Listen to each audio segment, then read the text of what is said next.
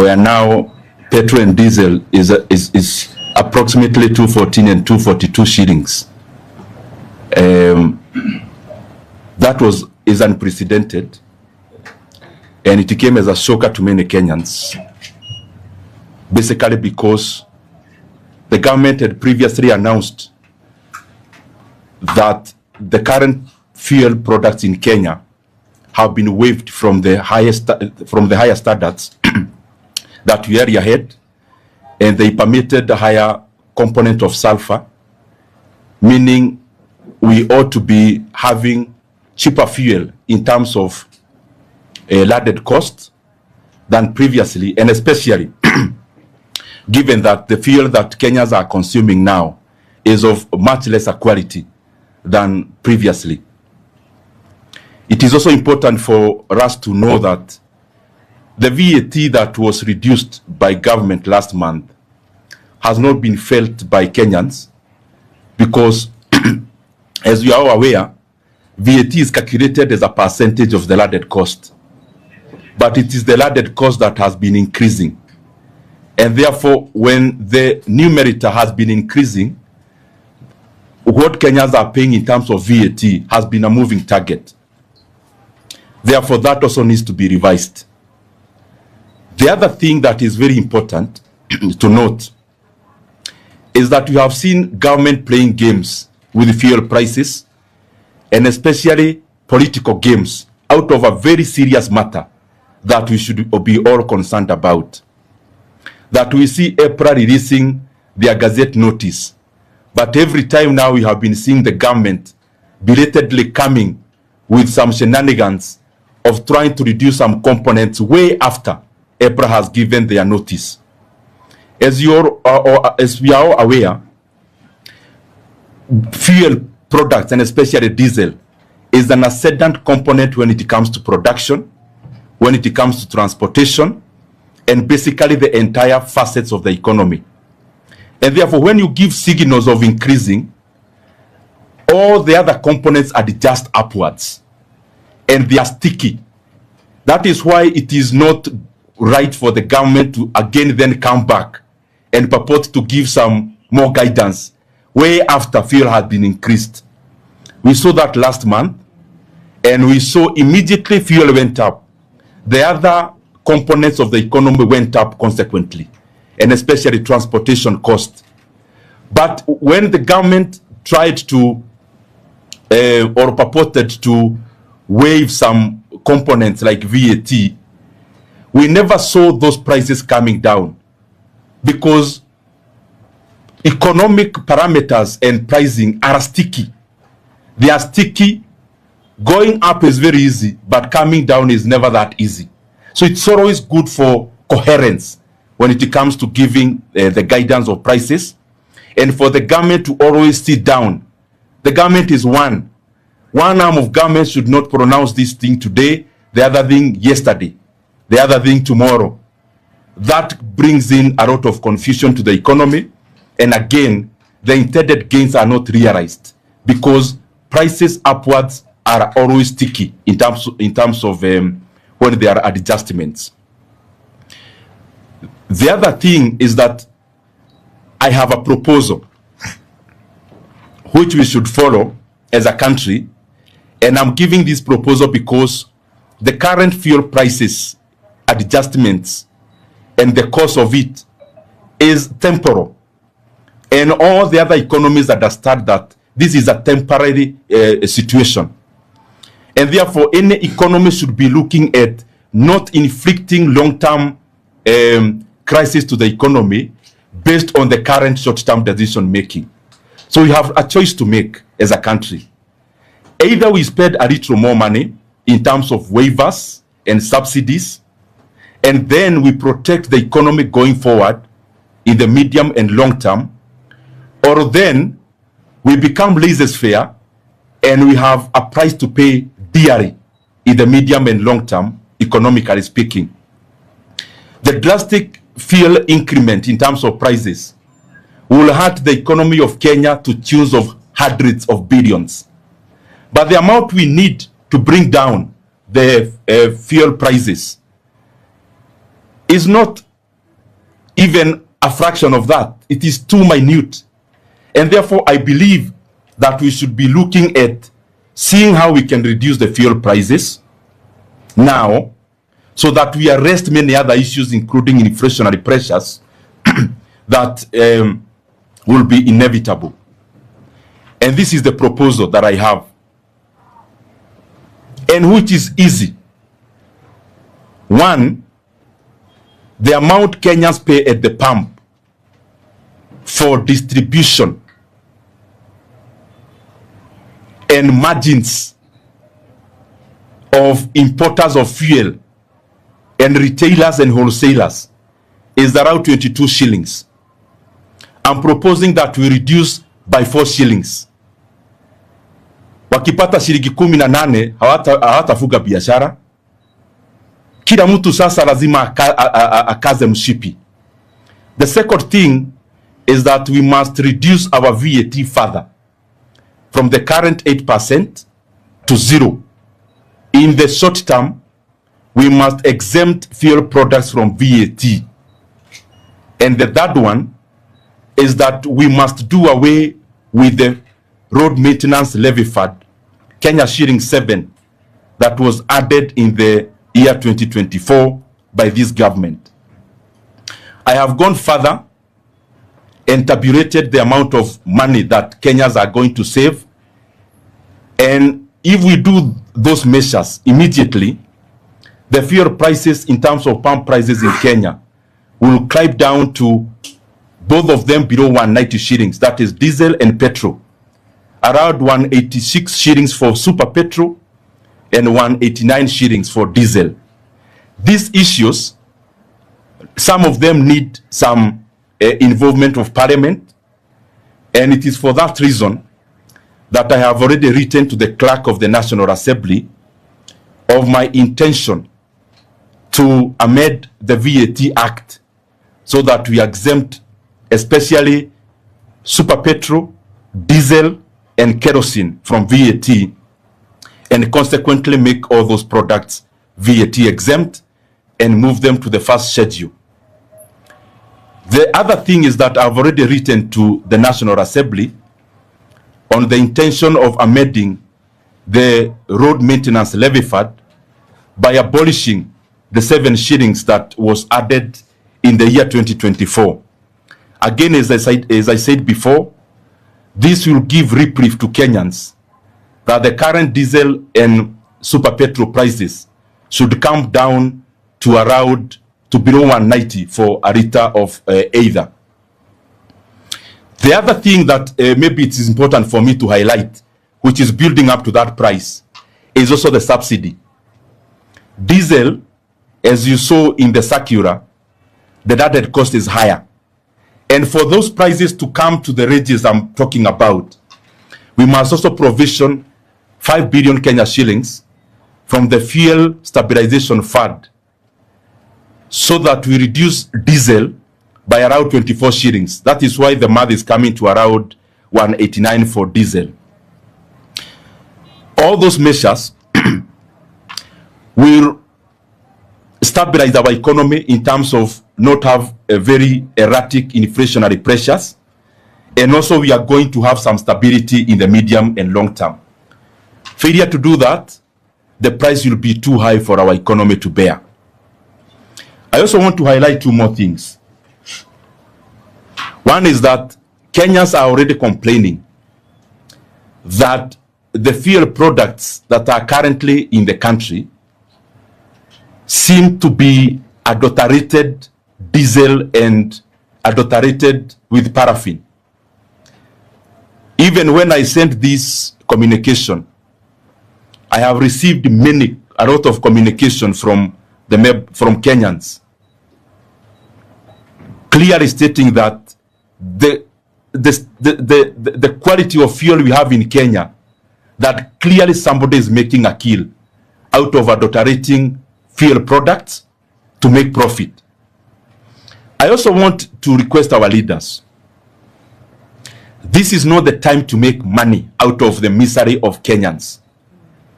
I have been stating this and I want to repeat again. The G2G arrangement Kenyans can now clearly see that it is a scam at best. And I want to state here again, the G2G arrangement is a kiosk for senior government officials. The same people you see claiming to reduce this or that are the same people who are the owners of G2G. In fact, 75% of the imports of fuel benefit our leaders directly. I'm requesting our leaders, now it is time to tame your greed. Kenyans cannot accommodate global supply shocks and also accommodate your greed at the same time. One has to give way for the other. And you must give way. The greed of the G2G cabal must come to an end now. Because Kenyans can now see that fuel in terms of global prices was lower in 2022. Yet Kenyans were paying cheaper at the pump. And there was no G2G then. Now when there is G2G, which supposedly we are lied to that it has any benefit to Kenyans. When we have G2G, when we have cheaper global oil prices than 2022, prices in Kenya are unprecedented. Finally, I want to request my brothers and sisters from the media, do your analysis on the regional oil prices. And you realize that among our regional economies, Kenya is the highest in terms of fuel prices. Uganda, that uses our port, is selling both super petrol and diesel cheaper than Kenya now. Tanzania, they are selling cheaper. Ethiopia, super petrol and diesel is actually below 150 shillings for both. In Ethiopia, Rwanda is also cheaper than us. That landlord countries are now selling fuel products cheaper than us. And then, as usual, we come to face the people of Kenya and blame our road network. Who should actually be charging higher?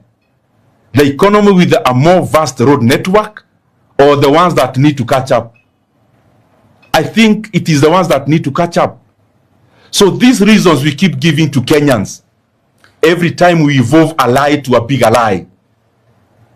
Unfortunately, figures are not on the side of lies this time round. Kenyans are demanding that the government must do something about fuel prices. That the composition of taxes, levies, and margins, of course, you know, it's the same people in government who are taking off with it. That amount is close to 100 shillings per liter of super petrol and diesel. Because taxes and levies, we are talking about close to 75 shillings. And then the rest around 25 shillings in terms of distribution and margins. That the landed cost, for example, of super petrol is below 120 shillings. So the government cannot come and purport what we have seen some government officials purporting. Oh, global oil prices. We all understand that. You don't need to lecture us about that. We are talking about the close to 100 shillings in taxes and levies and margins. That one the government can do something about. And that is what we are demanding they must. Therefore, they must not frustrate my proposed amendments to the VAT Act and RMLF. And to my colleagues, the members of parliament, Kenyans will be watching who is on the side of Kenyans and who is against Kenyans. I'll actually initiate a process where members of parliament will sign. Either they support or they don't. So that Kenyans can clearly see who starts with them at this moment of crisis. Otherwise, thank you very much. Na ningetaka niseme kwa Kiswahili kwa ufupi.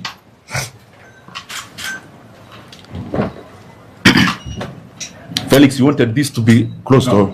Okay.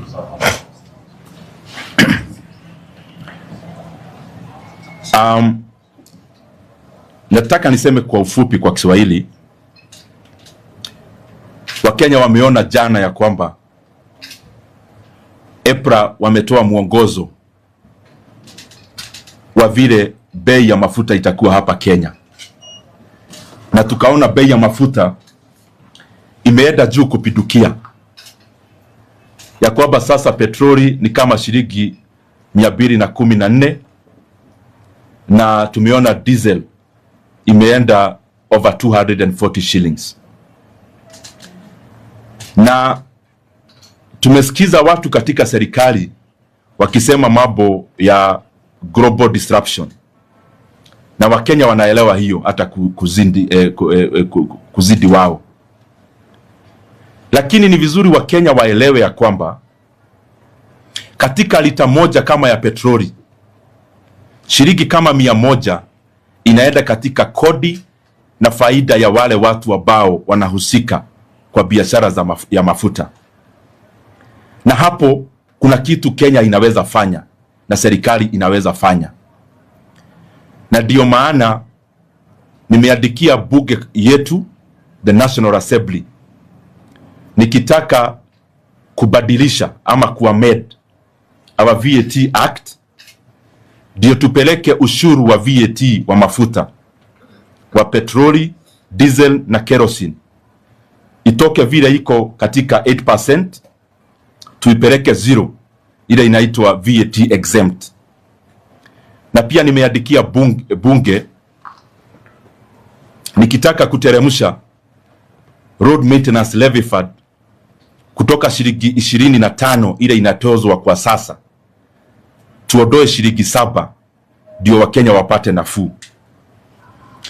Na pia kuna pesa Wakenya huwa wanachagia wakati wowote wana consume mafuta Kenya, na kuna fund inaitwa Fuel Stabilization Fund, na katika hiyo fund iko pesa ya kutosha.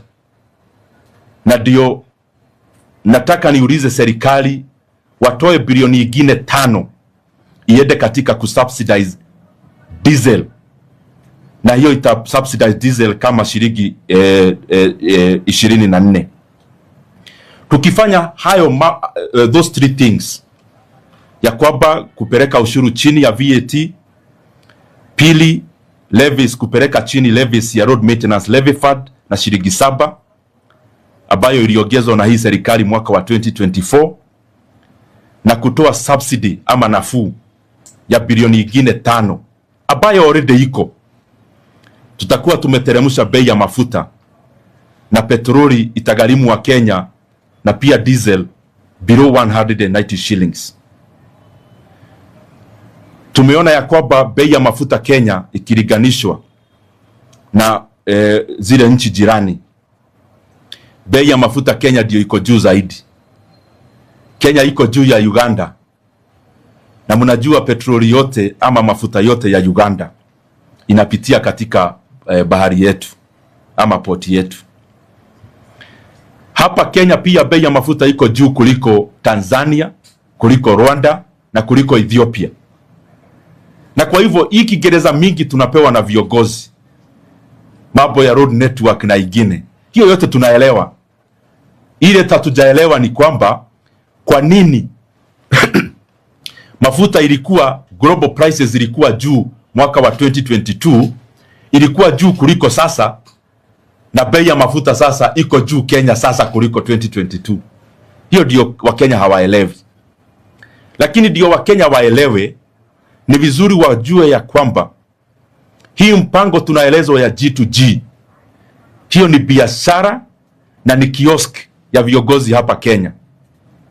Nataka niulize viongozi wetu Wakenya, wakati Wakenya wanalia wakilipa nauri ya juu, inflation I'm sure itaenda juu mwezi wa Mei. Wakenya wakilia ati viongozi wetu wanasherekea faida. What kind of greed is that? Ya kwamba viongozi wamechaguliwa waongoze Kenya, ndio wenyewe wanaleta mafuta ya G2G hapa Kenya, na hiyo shilingi 6 ya margin ya importer inaenda kwa viongozi wetu wa hapa nchini Kenya. They must be very ashamed of themselves. that you are elected to lead, but on the contrary, wanaona ni vizuri wafanye biashara na mafuta. Walifaidika wakati mafuta ilikuwa bei ya chini, na sasa pia wanataka waendelee kufaidika Wakenya wakati Wakenya wanalia wakinunua mafuta. Let us put our greed down, dear leaders. Kama lazima utengeneze pesa, tafadhali tuondoe hii ulafi katika hii mambo ya mafuta. Na ya mwisho, hii yote tunaona wakati already Kenya imeagiza ya kwamba quality ya chini ya mafuta inaweza sasa kuwa inauzwa hapa Kenya. Wakenya walifikiria tukiteremsha quality pengine hata bei itateremka. Sasa Wakenya wanalia mara mbili. Wanalia kwa bei ya juu na wanalia kwa gari zao kuharibika kwa vile sasa mafuta iko Kenya ni ya quality ya chini.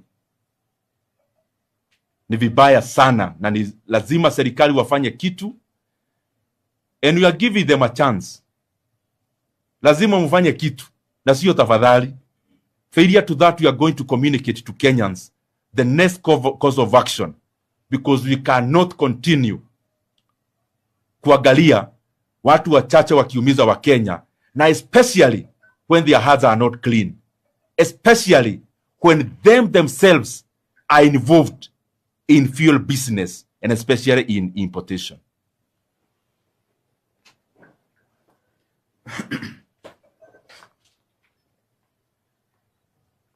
Wengi wa Wakenya mheshimiwa wangependa kufahamu hawa ambao unawataja, unasema wanahusika na wanafaidika pakubwa katika biashara ya mafuta. Mbona usiwataje mapema? Unajua, mimi naonanga nyinyi journalists mkifanya story mzuri sana, inaitwa investigative stories. Na mnafaa mnishukuru kwa kuwapea a very clear shot. Yaani goalkeeper ameondolewa, umeambiwa funga bao.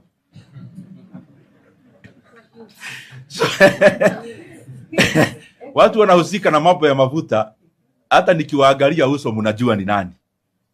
Na hao watu hao peke yao ndio wameenda Turkana. Ile mafuta tulikuwa tunafikiria ni ya kufaidi watu wa Turkana na wa Kenya, pia huko wameenda na wakaiba yote, wakanyakua. Sasa mafuta ya Turkana ni mali ya hao watu tu wanahusika na G2G. Na hao watu tu ndio mtaona saa ingine kwa news wakiwachekesha hapa na pale na mambo mengi ambayo haina manufaa kwa wananchi wa Kenya.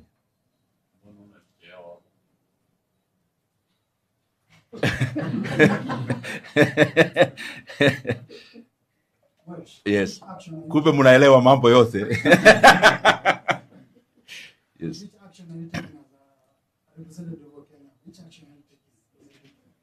I said that and I'll actually be giving you. Ni vizuri kuuliza. Yes.